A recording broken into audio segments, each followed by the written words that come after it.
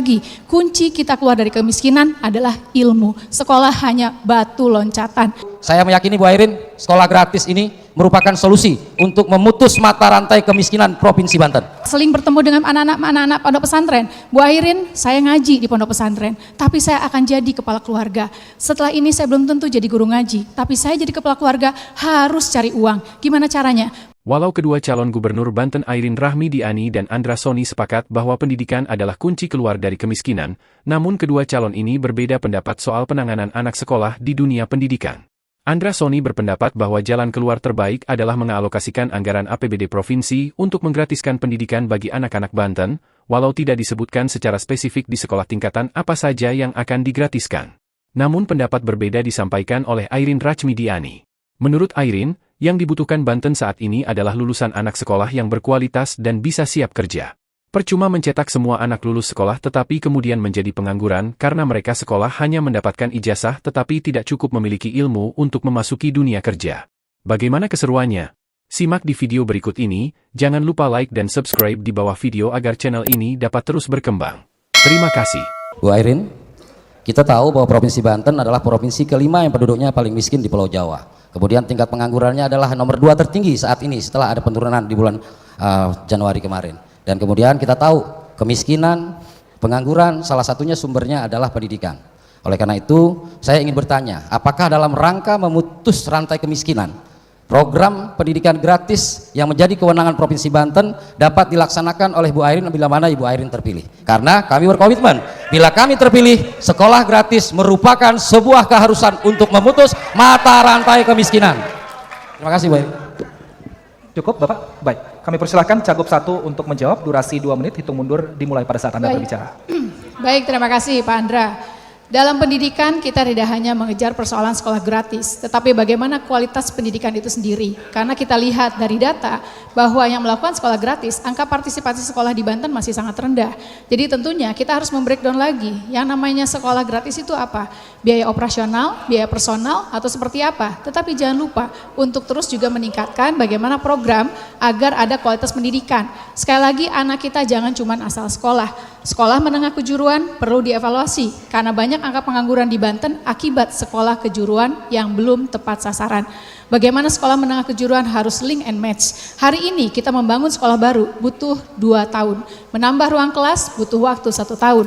Konsep yang akan saya tawarkan kepada masyarakat yang ada di Provinsi Banten jika saya dan Pak Haji Ade terpilih, maka adalah bagaimana kita menambahkan tentu ruang kelas, menambah sekolah baru tapi tidak mematikan sekolah swasta.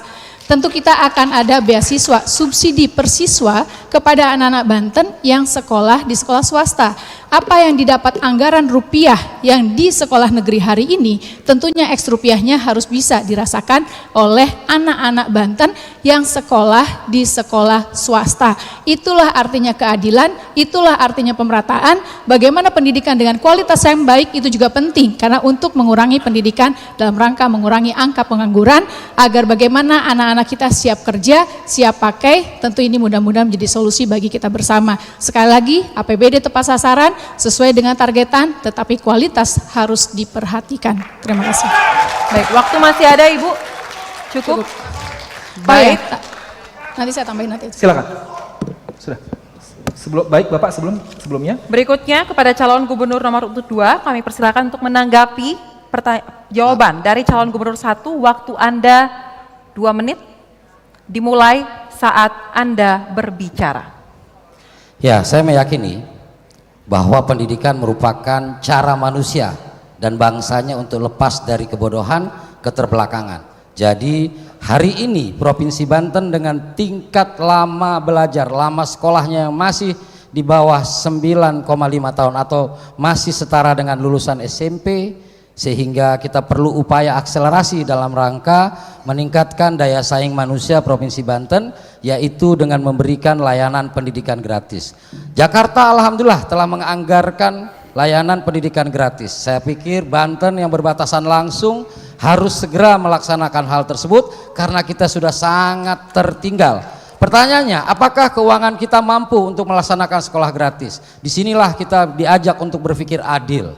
Selama masih ada kasus-kasus korupsi, selama masih ada penyelewengan, tandanya kita masih bisa memberikan layanan sekolah gratis kepada anak-anak kita. Tentu sekolah gratis harus diimbangi dengan bagaimana guru atau pendidiknya juga dipikirkan kesejahteraannya. Inilah yang saya sampaikan, bagaimana program pusat, bagaimana program daerah itu bisa bersinergi, karena esensinya seorang gubernur adalah menjalankan mandatori atau perintah atau kepanjang tanganan dari seorang presiden, sehingga program-program nasional ditindaklanjuti sesuai dengan kewenangan-kewenangan yang diberikan kepada seorang gubernur. Saya punya keyakinan pendidikan gratis akan memutus mata rantai kemiskinan, dan tentu sekolah gratis ini potensi untuk disalahgunakan akan kecil sekali. Berbeda dengan program-program yang perlu perhatian lebih. Oleh karena itu, saya meyakini Bu Airin, sekolah gratis ini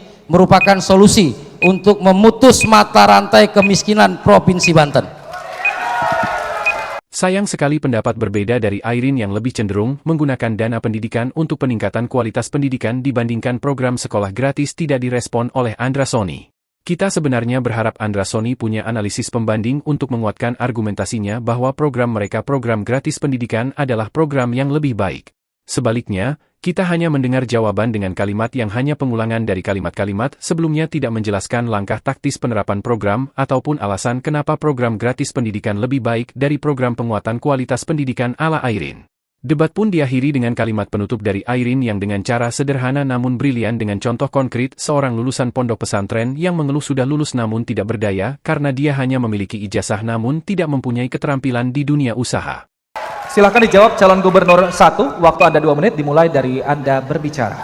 Baik, ayah saya mengajarkan sekolah mencari ilmu yang tidak berat dibawa kemana-mana. Tentu ilmu ini penting, kita punya pondok pesantren modern, pondok pesantren Salafi di Provinsi Banten, Lebak, Pandeglang, Kabupaten Serang. Bagaimana kita mendorong, bukan hanya sekolah gratis saja yang disampaikan Pak Andra, tapi juga kualitas pendidikan itu penting. Bagaimana ada santri inovator, saya seling bertemu dengan anak-anak pondok pesantren. Bu Airin, saya ngaji di pondok pesantren, tapi saya akan jadi kepala keluarga. Setelah ini saya belum tentu jadi guru ngaji, tapi saya jadi kepala keluarga harus cari uang. Gimana caranya? Maka oleh itu, Airin Ade akan membuat program santri inovator dengan BLK bisa didatangkan langsung secara mobile ke pondok-pondok pesantren, atau kita mengumpulkan siapa santri-santri yang mau menjadi misalnya pengusaha, maka kita berikan pelatihan. Tentunya juga dengan training center yang akan kita lakukan. Sekali lagi, kunci kita keluar dari kemiskinan adalah ilmu. Sekolah hanya batu loncatan untuk meraih ilmu, untuk mendapatkan ilmu yang tidak berat dibawa kemana-mana. Santri inovator akan kita lakukan terhadap pondok-pondok pesantren modern maupun juga pada terutama Salafi yang ada di Provinsi Banten. Balai latihan kerja hari ini kita punya, tapi belum maksimal.